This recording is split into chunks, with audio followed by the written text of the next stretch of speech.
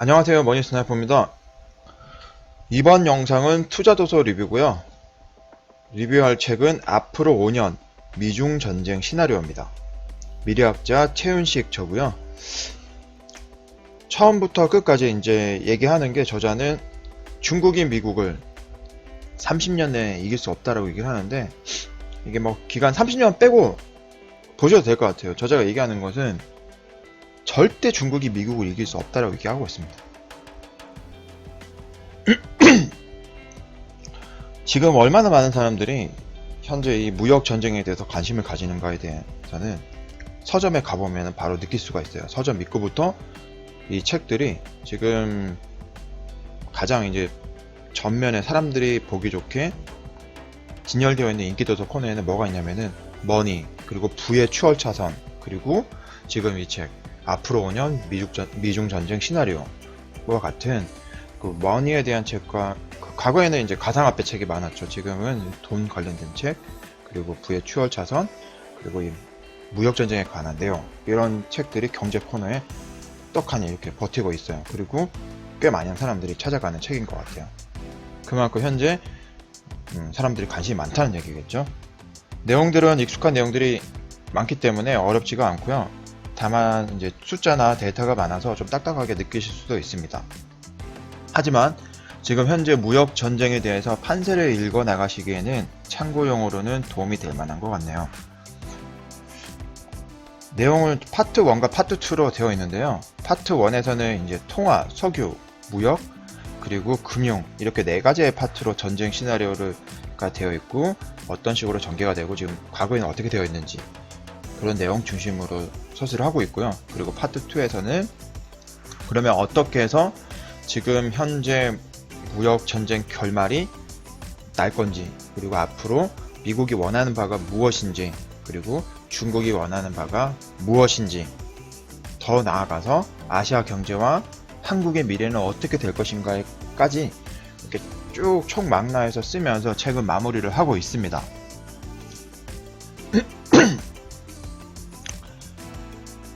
그리고 안에 보시면은 이 사진에서 보시는 것처럼 이런 도표들이 많아요. 그래서 도표를 통해서 설명을 하고 있고, 저자는 대부분의 이야기 방향을 시나리오 1, 2, 3, 4 해서 4가지 시나리오를 가지고 설명을 하고, 그 중에서 저자가 생각했을 때 가장 가능성이 높은 시나리오가 몇 번이다, 이런 식으로 설명을 하고 있어요. 우선 처음 시작할 때 이제 저자가 얘기하는 게 뭐냐면은, 과거 많은 전문가들이 예상을 했을 때 중국의 경제 규모는 앞으로 미국을 앞설 것이다 라는 가정들을 많이 세우고, 중국이 G2에서 G1으로 올라갈 것이라고 많은 사람들이 얘기를 했었죠. 그래서 중국은 무서운 나라다, 이런 식으로 얘기들을 했었는데, 저자는 그러한 예상이나 시나리오가 맞아 떨어지려면은 중국의 경제 성장률이 과거 10% 수준을 계속적으로 유지를 했을 때 가능하다고 얘기하고 있습니다. 하지만 지금처럼 경제 성장률 자체가 6%에서 7%로 낮아진 상황에서는 앞으로 단순 산술적으로만 계산을 하더라도 30년 안에 중국이 미국을 앞서기에는 역부족이라고 얘기를 하고 있죠. 더 나아가서 무역전쟁 결과와 상관없이 대부분의 국가들이 겪었던 것처럼 고성장에서 중, 그리고 성장 침체기에 들어서게 되면은 3% 정도, 뭐 2%에서 3% 정도의 성장률을 나타내게 되는데, 중국도 똑같은 과정을 겪을 거라는 것이죠. 그렇기 때문에 중국이 GDP만 계산하더라도 미국을 앞서 나가기에는 거의 사실상 불가능하다라고 얘기하고 있습니다. 그리고 이 전쟁은 중국이 먼저 시작했다라고 이제 이야기를 시작하는데요. 하지만 2016년 대통령이 트럼프로 바뀌면서 이 전쟁은 중국이 준비했었던 방향으로 가는 게 아니고 미국이 원하는 방향으로 가게 되는 겁니다. 그 배경은 뭐냐면은, 중국의 인건비가 과거에 비해서 많이 올라갔고요. 그리고 중국을 대항할 수 있는 공장 국가가 인도나 베트남 같은 국가가 어느 정도 이제 환경적인 그 조성이 되어 있다는 거예요. 그리고 미국에서는 축복이라고 할 수 있는 셰일가스를 통해서 미국이 싸우기에는 아주 좋은 지금 여건이 형성되어 있다는 거죠. 그래서 2016년 대선에서 트럼프가 이기지 않더라도, 힐러리가 이겼다고 하더라도 지금의 전쟁은 시작했을 거라고 저자는 말을 하고 있습니다. 그리고 또 하나, 트럼프가 당선될 수 있었던 1등 공신은 힐러리라고 얘기를 하고 있는데요.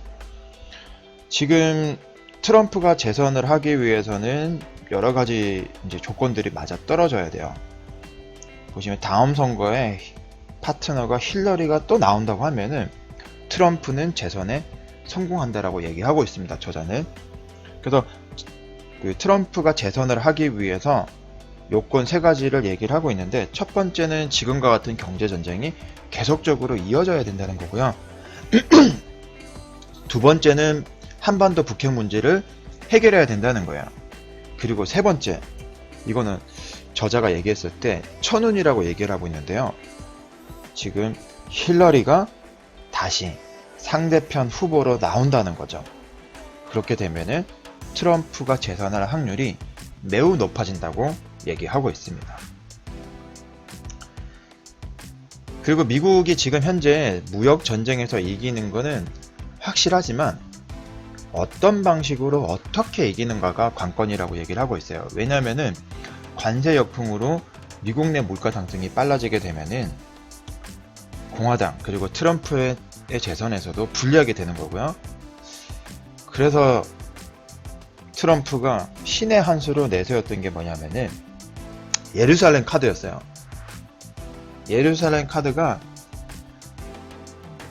언론에서 계속 얘기했던 것처럼 수도로 인정하고 대사관을 이전한다는 얘기인데, 이게 어떠한 의미가 있는지는 저자가 얘기하기는 1대1로의 속도를 저지하는 효과가 있다. 하지만 이것은 메인 핵심은 아니더라고 얘기하고 있어요. 1대1로가 중국이 가지고 있는 중국몽이라고 해서 시진핑의 꿈이라고 하죠. 그래서 큰 의미를 가지고 있지만 트럼프가 예루살렘을 이스라엘의 수도로 인정했던 사실은 단순한 1대1로가 아니다. 이면에는 유대인의 경제적인 지원을 약속받기 위함이다 라고 이야기하고 있습니다. 지금 트럼프가 이제 공약 중에서 앞으로 실행해야 되는 공약이 크게 이제 2가지가 있는데요.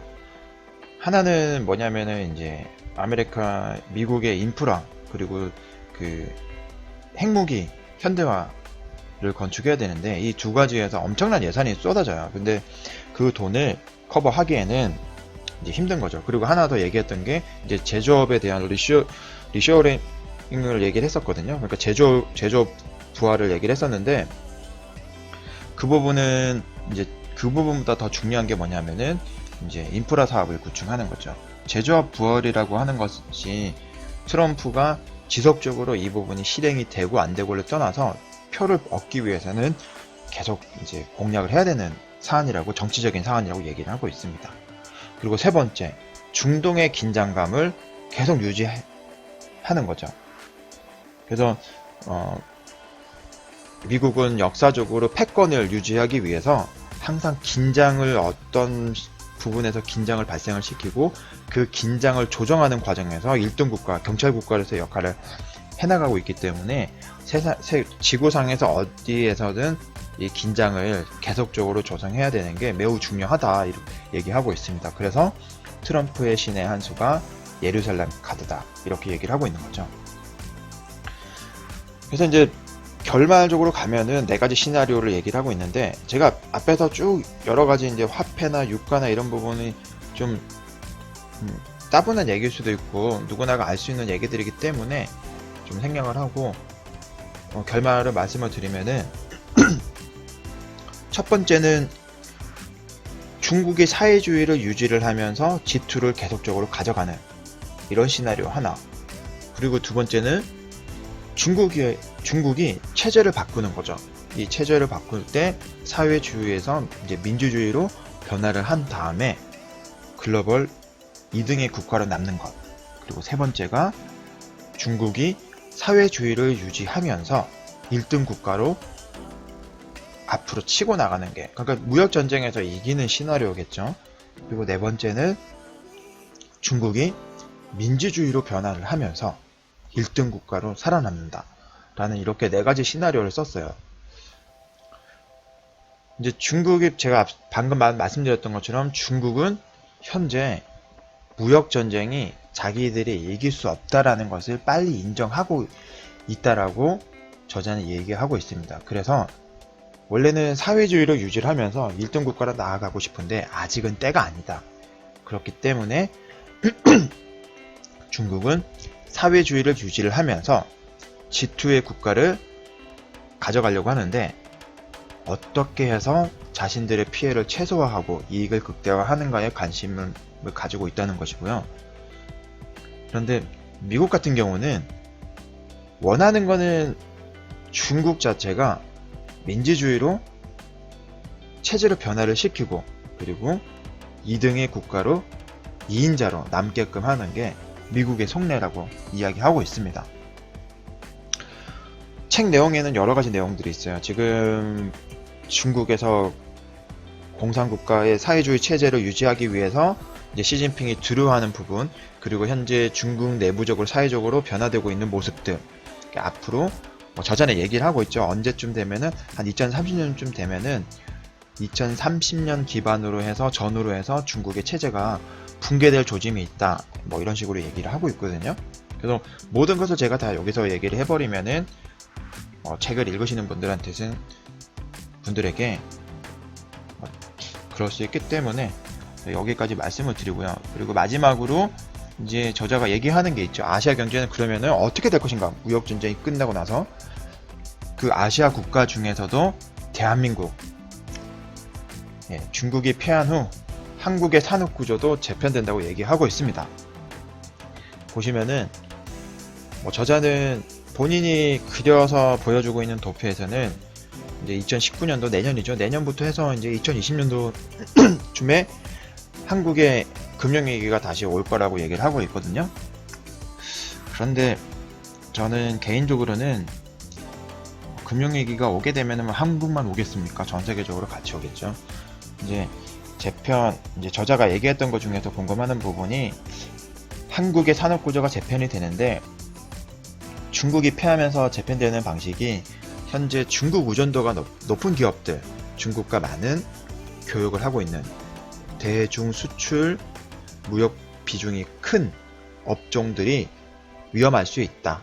그리고 LG가 위험을 겪게 되고 나중에는 상당히 규모가 축소가 되거나 기업 자체가 어려질 수 있고, 그 이후에는 또 다른 산업들이 또 위기가 오게 된다. 이런 식으로 이제 쓰고 있습니다. 그리고 관심들 가지시는 부동산에 대한 부분도 도표에는 이렇게 다루고 있어요. 살짝 부동산 거래 절벽으로 인해서 부동산 붕괴가 올 수도 있다, 이런 식으로 쓰고 있는데 공감하는 부분도 있고 아닌 부분도 있습니다. 하지만 이 저자는 수많은 데이터를 가지고 본인의 논리와 근거로 설명을 하고 있기 때문에 저희가 이 책을 보면서 이제 경제 상황에 돌아가는 것, 꼭 무역 분쟁이 아니더라고 하더라도 돌아가는 상황들을 보는 시야를 넓히고 사고를 키우는데 참고가 될 수 있을 것 같네요. 지금 영상이 도움이 되신다고 하시면은 좋아요를, 그리고 새로운 소식을 받고 싶어 하시는 분들은 구독을 부탁드리겠습니다. 머니 스나이퍼였습니다.